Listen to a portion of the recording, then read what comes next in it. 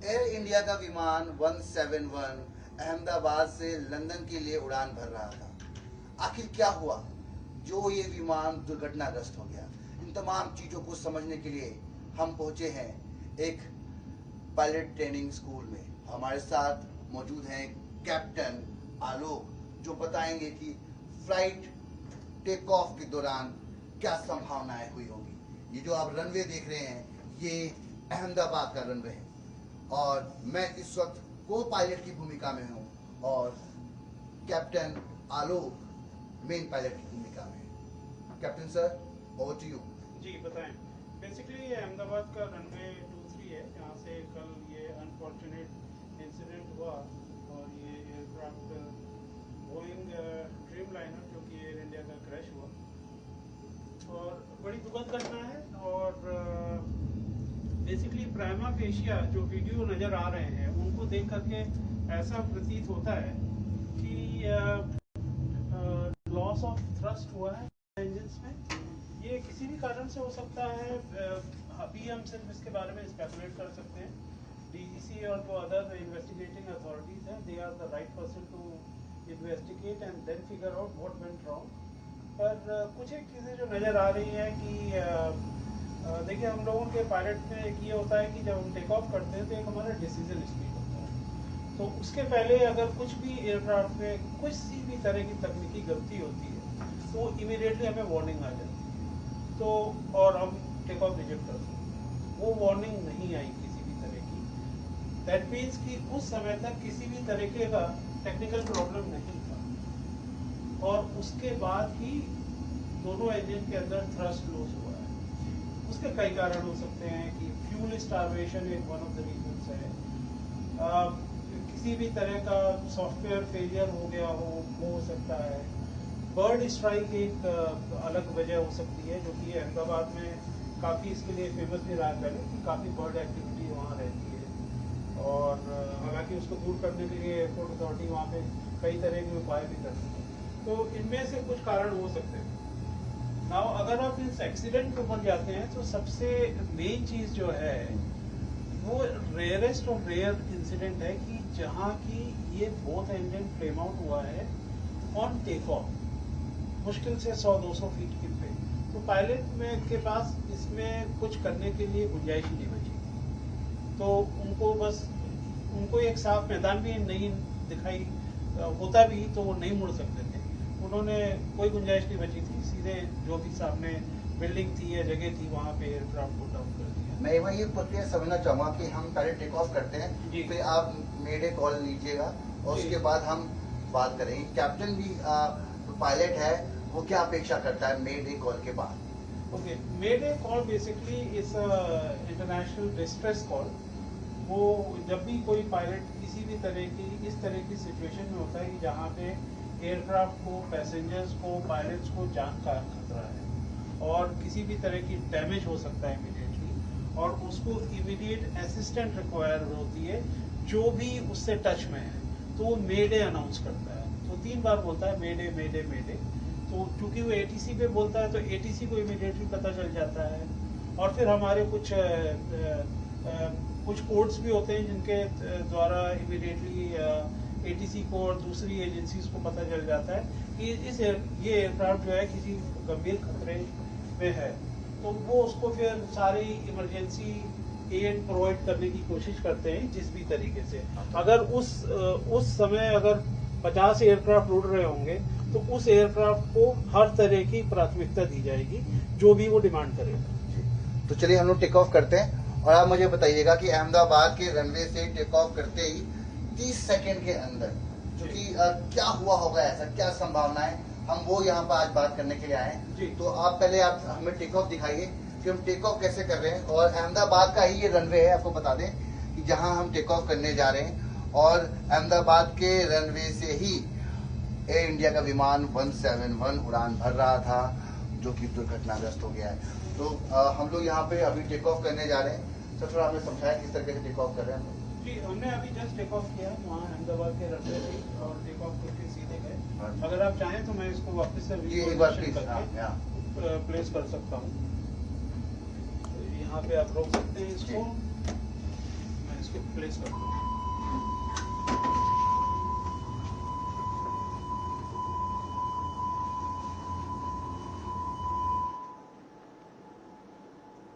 तो हम लोग टेक ऑफ करने जा रहे हैं और आप देखिए कि रनवे तैयार है। एयर इंडिया का विमान 171 जो कि लंदन के लिए अहमदाबाद से उड़ान भरा ही था और वो दुर्घटनाग्रस्त हो गया। तो हम अहमदाबाद एयरपोर्ट से किस तरीके से टेक ऑफ करने जा रहे हैं ये हम यहाँ पे आपको दिखाने जा रहे हैं, क्योंकि क्या हुआ होगा उसकी हम यहाँ पर कल्पना कर रहे हैं कि किस तरीके से क्या संभावनाएं हुई होंगी उस वक्त जो ये इतना बड़ा हादसा हो गया। तो हम टेक ऑफ करने जा रहे हैं और रनवे सामने है। जैसा कि सब जानते हैं कि एयर इंडिया का विमान 171 उड़ान भरने के 30 सेकंड बाद ही दुर्घटनाग्रस्त हो गया। वो एक मेडिकल कॉलेज के हॉस्टल से टकराया और वहां पर काफी बेगुनाह लोगों की जान चली गई। तो ये अहमदाबाद का रनवे कैप्टन आलोक हमें ये समझा रहे हैं एक पायलट की भूमिका, क्योंकि ये जो कॉकपिट आप देख रहे हैं यही कॉकपिट होता है, ऐसा ही कॉकपिट होता है विमान में। और ये विमान उड़ान भरने के लिए तैयार है और तमाम चीजों को पहले किस तरीके से चेक किया जाता है सर, ये भी हम समझेंगे कि किन किन चीजों को आप पहले पूरी तरीके से जांच लेते हैं, परख लेते हैं टेक ऑफ से पहले। बेसिकली टेक ऑफ के पहले हमारे पास एयरक्राफ्ट में तकरीबन 200 से भी ज़्यादा कंप्यूटर्स होते हैं जो कि सारे सिस्टम्स को मॉनिटर कर रहे होते हैं। तो किसी भी तरह की वार्निंग होती है, अगर किसी भी तरह की अगर तकनीकी प्रॉब्लम होती है तो हमें इमीडिएटली स्क्रीन के अंदर सामने वार्निंग आ जाती है। तो बेस्ड ऑन दैट हम अपना डिसाइड कर सकते हैं कि whether we have to continue, हमें टेक ऑफ करना है कि नहीं करना। कोई मेजर वार्निंग होती है तो ऑब्वियसली पायलट्स टेक ऑफ कर देते हैं। तो इस केस में ऑब्वियसली ये तो निश्चित है कि किसी तरह की वार्निंग नहीं आई, क्योंकि अगर वार्निंग आई होती तो पायलट्स ने टेक ऑफ रिजेक्ट कर दिया होता। अब जैसे कि हम देख रहे हैं कि सामने हमारे पास अहमदाबाद का रनवे 23 है जी। और हम जैसे कि यहाँ से टेक ऑफ अगर करते हैं तो मैं आपको दिखा सकता हूँ कि लगभग किस तरीके की कंडीशन में वो पायलट्स गुजरे होंगे जी। तो आप देख सकते हैं अभी हमारे सारे ये इंजन पैरामीटर्स हैं जी। ये सारे के सारे ग्रीन में है, किसी भी तरह की कोई प्रॉब्लम नहीं है। कोई भी प्रॉब्लम होती है तो हमारे पास यहाँ पर वार्निंग भी आ जाती है। तो और एक हमारी डिसीजन स्पीड होती है, मगर अगर फॉर एग्जांपल अभी भी किसी तरीके की प्रॉब्लम आती है तो मैं इमीडिएटली टेक ऑफ रिजेक्ट कर सकता हूँ और सेफली इसको रोक सकता हूँ। पर एक जैसे ही हमारी डिसीजन स्पीड को हमने क्रॉस कर लिया उसके बाद भले एक इंजन में फेल हो जाए तो हमें अपना टेक ऑफ कंटिन्यू करना है। फॉर एग्जाम्पल अब हम अपने डिसीजन स्पीड पे पहुँच गए, अब हमने यहाँ पे टेक ऑफ कर दिया। टेक ऑफ हो रहा है जी। अब फॉर एग्जाम्पल अगर हमारे इस वक्त दोनों के दोनों इंजन फेल हो जाते हैं, जैसा कि अभी मैं सिमुलेट करके दिखा रहा हूँ, दोनों इंजन फेल, आप देख सकते हैं सारी वार्निंग्स आ रही हैं। अब हम एयरक्राफ्ट को पिचअप कर रहे हैं लेकिन कुछ नहीं हो रहा, बल्कि हमारी एएसपी ड्रॉप हो रही है। अब आप देखेंगे कि हमारा एयरक्राफ्ट एल्टीट्यूड लूज करना शुरू कर दिया। आप बाहर देख सकते हैं कि ये हम लोग डाउन जा रहे हैं, ये एयरक्राफ्ट डिसेंड हो रहा है, साथ में ये वार्निंग भी आ रही है। मेडे बोलेगा और इस वक्त पायलट ने अनाउंस किया मेडे मेडे मेडे, और इससे ज़्यादा वो कुछ कर नहीं पाए और ये एयरक्राफ्ट जाके बिल्डिंग में क्रैश हो गया। तो इस तरह का कुछ सिनेरियो मोस्ट प्रोबेबली हुआ है कल की फ्लाइट में, जिसमें आप खुद देख सकते हैं कि पायलट के पास कुछ करने के लिए था ही नहीं, क्योंकि ये रेयरेस्ट ऑफ रेयर इंसिडेंट्स है। क्या कारण है, क्या तकनीकी कारण है, इसके बारे में हम सिर्फ स्पेकुलेट कर सकते हैं। असली वजह तो जब हमारे ब्लैक बॉक्सेस मिलेंगे, हमारी इन्वेस्टिगेटिंग एजेंसी सारा करेंगी, उसका विश्लेषण करेंगी, फिर किसी नतीजे पर पहुंचेंगी कि क्या एक्चुअल प्रॉब्लम है। ये दोनों इंजन जैसा बताया आपने, इंजन 1 और इंजन 2 दोनों फेल हो गए जी। तो ये कितनी केसेस में ऐसी संभावना है कि ये दोनों रेयरेस्ट ऑफ रेयर है। और ऐसा नहीं कि ऐसे इंसिडेंसेस नहीं हुए हैं। अगर आपको ध्यान हो तो न्यूयॉर्क में जो मिस्टर सली का जो एयरक्राफ्ट यूनाइटेड एयरलाइंस का जो क्रैश हुआ था हडसन पे, जो उन्होंने रिवर पे डाला था, वो भी इमीडिएटली टेक ऑफ होने के बाद गीज का एक फ्लॉक आया था जो कि दोनों इंजनों में गया, जिससे कि दोनों इंजन उनके चले गए थे। लेकिन उनके पास एक एडवांटेज था, वो काफी हाइट तक जा चुके थे, तो उनके पास इतना समय था कि वो टर्न अराउंड करके उन्होंने देखा कि एक हडसन रिवर उनका ऑप्शन है जहाँ पे एयरक्राफ्ट को सेफली लैंड कर सकते हैं। पर इस केस में आप देखें तो हमारे पायलट के पास ऑप्शन ही नहीं था। आप जैसा कि मैंने आपको करके दिखाया है कि हमने टेक ऑफ किया, इमीडिएटली इंजन फेल हुआ, वार्निंग मिला, सिर्फ मुश्किल से कुछ समय ही नहीं मिला ना पायलट्स को, ना पैसेंजर्स को, ना किसी और को कि कुछ कर सके। इस विमान की बात करें तो इसके बारे में भी कई बातें हो रही हैं कि बोइंग 787 कभी आज से पहले दुर्घटनाग्रस्त नहीं हुआ था, तो इसे आप किस तरीके से देख रहे हैं? ये विमान, क्या इस तरीके की घटनाएं पहले भी ऐसे होती आई हैं या इस विमान में, इस मॉडल में ऐसी समस्या हमने पहले भी देखी हैं? जी, Boeing 787 Dreamliner is a very trustworthy aircraft which has been in service पिछले 12 से 15 सालों से सर्विस में है, और इसमें इस तरीके की पहले तो कोई प्रॉब्लम नहीं आई। हाल में कुछ रिपोर्टें आई थी कि एयरक्राफ्ट के Boeing 787 जैसे जैसे पुराना होता जा रहा है तो कुछ उसमें तकनीकी खामियां आ रही हैं जी, जिनका कि बोइंग ऑब्वियसली इलाज भी कर रहे थे, पर किस हद तक वो प्रॉब्लम आई थी इसके बारे में हम सिर्फ स्पेकुलेट कर सकते हैं। वास्तविकता तो जांच से ही पता चलेगी। कुछ सवाल मेरे महत्वपूर्ण इसलिए हैं जो कि एयर इंडिया 171 क्या डबल इंजन फेलियर होने की वजह से दुर्घटनाग्रस्त हुआ, या फिर उसको थ्रस्ट नहीं मिला इसलिए दुर्घटनाग्रस्त हुआ, या जो टेक ऑफ की समय जो कहा जा रहा है कि जो स्पीड होनी चाहिए वो स्पीड नहीं थी? ओके, पहली बात तो अगर देखा जाए तो टेक ऑफ की स्पीड ना होने की वजह तो प्राथमिक तौर पर गलत लगती है, क्योंकि अगर एयरक्राफ्ट अपनी निर्धारित टेक ऑफ स्पीड पे नहीं पहुंचा होता तो पायलट टेक ऑफ ही नहीं करता। तो ऑब्वियसली जब एयरक्राफ्ट अपनी टेक ऑफ की स्पीड पे पहुंचा है तभी पायलट ने टेक ऑफ इनिशिएट किया, तो वो बात तो वहाँ पे गलत लगती है। हाँ, टेक ऑफ स्पीड में कुछ कैलकुलेशन गलत हो सकते हैं, थोड़ा सा वेट और बैलेंस का भी प्रॉब्लम हो सकता है। लगेज नहीं, लगेज का प्रॉब्लम नहीं होता है, सेंटर ऑफ ग्रेविटी का प्रॉब्लम हो सकता है, पर उसकी वजह से इतना लॉस ऑफ थ्रस्ट हो वो दूर की संभावना लगती है। तो प्राथमिक तौर पे तो यही लगता है कि डुअल इंजन लॉस हुआ है। अब उसके कुछ भी कारण हो सकते हैं, फ्यूल ना मिलना और या कोई और तकनीकी कारण या बर्ड स्ट्राइक होना, कुछ भी कारण हो सकते हैं। हम सिर्फ स्पेकुलेट कर सकते हैं जैसा कि मैंने आपको पहले ही बताया। जी, मैं आपसे एक चीज और समझना चाहूँगा कि जब मेडे कॉल किया गया तो कहा जा रहा कि उसको पायलट को रिवर्ट कॉल नहीं आई या कोई ऑर्डर नहीं आए, कोई मैसेज नहीं आया, ये इस संभावना में उसके पास क्या ऑप्शन था कि किसी? जी, जैसा कि आप खुद देख सकते हैं, जैसे ही एयरक्राफ्ट पायलट ने मेडे कॉल किया उसके बाद तो इमीडिएटली क्रैश हो गया। तो एटीसी तो सिर्फ मेडे कॉल करके एटीसी को जैसे ही कॉल जाता है वो तुरंत इमीडिएटली रिस्पॉन्ड करते हैं कि आपकी क्या प्रॉब्लम है, हमें बताएं, हम आपकी किस तरीके से मदद कर सकते हैं। हमें पता है कि अगर हम गिर रहे हैं तो हम तो बेसिकली से गिरे ताकि कुछ लोगों की जान बच सके। पायलट ने क्या कोशिश की कि अपने आप को, यात्रियों को सेव करे, क्योंकि जिस तरीके से हम देख रहे हैं। जी, मैं उसके ऊपर बिल्कुल आऊंगा। एक हमारा प्रोसीजर होता है कि हम लोग जैसे ही टेक ऑफ करते हैं, हम लोगों का टेक ऑफ होते ही जैसे एयरक्राफ्ट जमीन छोड़ता है आसमान की तरफ, पॉजिटिव रेट ऑफ क्लाइंब होता है, तो हम लोग इमीडिएटली गियर अप कर देते हैं ताकि एयरक्राफ्ट ढंग से टेक ऑफ कर सके। इस केस में मैंने वीडियोस में देखा कि लैंडिंग गियर स्टिल डाउन है।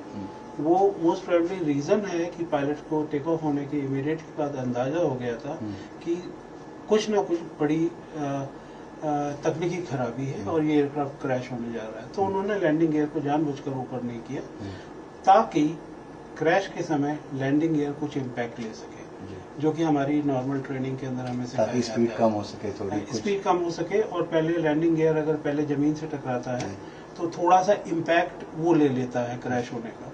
तो इससे आपको एक अंदाजा लगाया जा सकता है कि पायलट को इमीडिएटली ये तो रियलाइज हो गया था, इसलिए उन्होंने लैंडिंग गियर ऊपर नहीं किया था। क्या हम इस दुर्घटना को टेक्निकल एरर बोलें या फिर ह्यूमन एरर बोलें? ह्यूमन एरर भी हो सकती है, टेक्निकल एरर भी हो सकती है। हम इसके बारे में सिर्फ विचारानुमान कर सकते हैं, पर असली तो जांच के पश्चात ही पता चलेगा। ब्लैक बॉक्स के बारे में कहा जा रहा है कि वो तमाम चीज़ों के ऊपर से पर्दा हटा सकता है?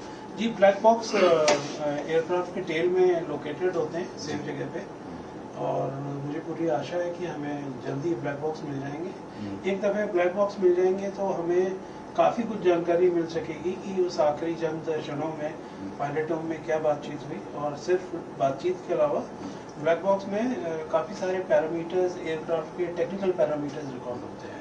तो वो सारे इंजन का क्या परफॉर्मेंस था, क्या नहीं था, फ्यूल फ्लो वगैरह सारी इंफॉर्मेशन उसमें रिकॉर्ड होती है। तो एक दफ़े ब्लैक बॉक्स हमें मिल जाएंगे तो हमें सारी जानकारी आसानी से मिल जाएगी। कैप्टन आलोक, जिस तरीके से कहा जाता है कि हवाई यात्रा तमाम बाकी यात्राओं से सबसे सुरक्षित है, Absolutely. कई हजार उड़ानों के बाद जी। एक विमान कोई ऐसा दुर्घटना का शिकार जी, होता जी, है, जी। क्या लोगों के अंदर जो पैनिक है इसको लेकर, उसके बारे में आप कुछ कह सकते जी, हैं? ये पैनिक बिल्कुल नहीं होना चाहिए, क्योंकि मैं यहाँ से अगर अपने घर ड्राइव करके जाता हूँ तो मेरे चांसेस 100 टाइम्स ज़्यादा है कि मैं एक कार क्रैश में मेरी डेथ हो जाएगी, बजाय इसके कि एक एयरक्राफ्ट में होगी।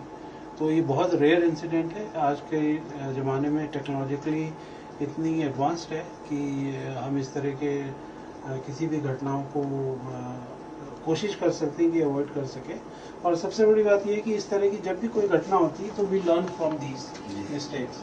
अब हमें पता है कि इसकी पूरी जांच होगी और एक दफ़े हमें टेक्निकल रीजंस पता चलेंगे तो ऑब्वियसली सारी एविएशन कम्युनिटी जिसके पार्टिसिपेंट्स हैं वो सब उस चीज़ को दूर करेंगे। As a pilot, as a captain, आप क्या कहेंगे, जैसा आपने जिक्र भी किया कि पूरी एविएशन इंडस्ट्री इस बात को तलाशने की कोशिश कर रही है जी, बिल्कुल। तकनीकीकरण के इस दौर में जी जी एक विमान हादसा होता है जिसमें इतने सारे बेगुनाह लोग मारे जाते हैं, जी जी सबको वजह तलाशनी है। हम्म। उस वजह तलाशने के लिए, जैसे कि आप भी एविएशन इंडस्ट्री से जुड़े हुए हैं जी जी और तमाम लोग जानना चाहते हैं कि भविष्य में ऐसा हादसा ना हो, क्योंकि लोग एक सुरक्षित और सुखद यात्रा करना चाहते हैं। जी जी, बिल्कुल, क्योंकि इस तरह के जब भी एक्सीडेंट होते हैं तो जैसा कि मैंने कहा, we learn from our mistakes. तो इस तरह की जो भी गलतियां होती हैं जब जांच होगी और इसके रीज़न पता चलेंगे तो हमेशा हम लोग उस चीज़ों को दूर करते हैं। फॉर एग्जांपल, आपको पता हो कि काफ़ी सालों पहले हमारे कुछ एक एयरक्राफ्ट मिड एयर कोलिजन हो जाते थे। उस घटनाओं के बाद फिर हमने एयरक्राफ्ट में ऐसे सिस्टम्स लगाए कि अब एयरक्राफ्ट मिड एयर कोलिजन हो ही नहीं सकते, क्योंकि इस तरह के दोनों एयरक्राफ्टों में, सारे एयरक्राफ्टों में सिस्टम्स होते हैं। तो जब भी इस तरह की घटनाएं होती है तो हम उसका कुछ ना कुछ उपाय लेके आते हैं कि आगे से ये घटना रिपीट नहीं हो। तो ये उन एक घटनाओं में से लगती है कि जिसमें कि जांच के बाद पता चलेगा कि क्या प्रॉब्लम हुई थी, और फिर पर ये बड़ी अनफॉर्चुनेट दुर्घटना है। हमारे साथी पायलट्स, केबिन क्रू और सारे पैसेंजर्स ने अपनी जान खोई। देखा जाएगा कि क्या इसके लिए क्या किया जा सकता है कि इस तरह की घटनाएं ना हो। इस तरह की घटनाएं ना हो और ब्लैक बॉक्स तमाम राज पर से पर्दा हटाएगा। मगर हमने इस एयर सिम्युलेटर के माध्यम से ये जानने की कोशिश करी कि क्या कुछ उस वक्त हुआ होगा। कैप्टन आलोक ने हमें तमाम चीज़ों के बारे में विस्तार से बताया कि उड़ान के समय जो पायलट हैं किन प्रोटोकॉल्स को फॉलो करते हैं और कैसे मेडे कॉल को देते हैं, और उस समय क्योंकि कैप्टन के पास जिम्मेदारी होती है तमाम यात्रियों की, मुसाफिरों की। तो देखना ये होगा कि इस हादसे के पीछे क्या कारण निकलकर सामने आते हैं, क्योंकि इस दुखद घटना से पूरे भारत में नहीं बल्कि पूरे विश्व में एक शोक है। लोग काफ़ी उदास हैं, निराश हैं उन तमाम बेगुनाह मारे गए लोगों के लिए। दिल्ली से कैमरामैन प्रकाश गुप्ता के साथ मैं रवि मिश्रा, न्यूज़ 18।